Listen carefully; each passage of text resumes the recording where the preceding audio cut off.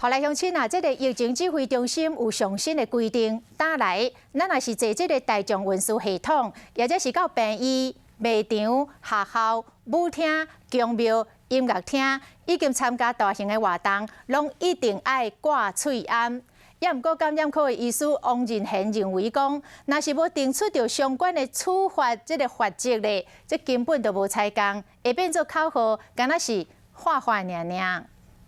我们现在讲是务必戴口罩嘛，哈。中央流行疫情指挥中心指挥官陈时中宣布，民众坐公共运输，也是讲到病院、卖场、学校、舞厅、音乐厅、庙寺，拢爱挂喙罨，但是要怎罚？但也没有就是说没有戴就要把它开罚了哈。不过我们希望在这样的一个大家全民合作的情况下，那很明确的标出这些场合，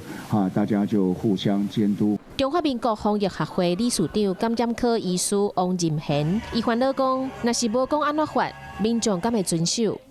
如果没有罚则的话，大家就会不戴啊。我们现在在医疗院所里面常常看到，就是大家都爱戴不戴的。虽然它有个入口有个管说你要戴口罩才能进去，可是进去我就把它拿下来了，你能管得到吗？强制戴口罩，如果不开罚的话，基本上就是口号而已，不叫做政策。医师建议中央应该赶紧把法则定出来，民众才会遵守。另外，伊嘛希望中央会当检讨体检的政策，对于染病所有接触者会当进行扩大体检，才袂有患者伫社区当中拍走。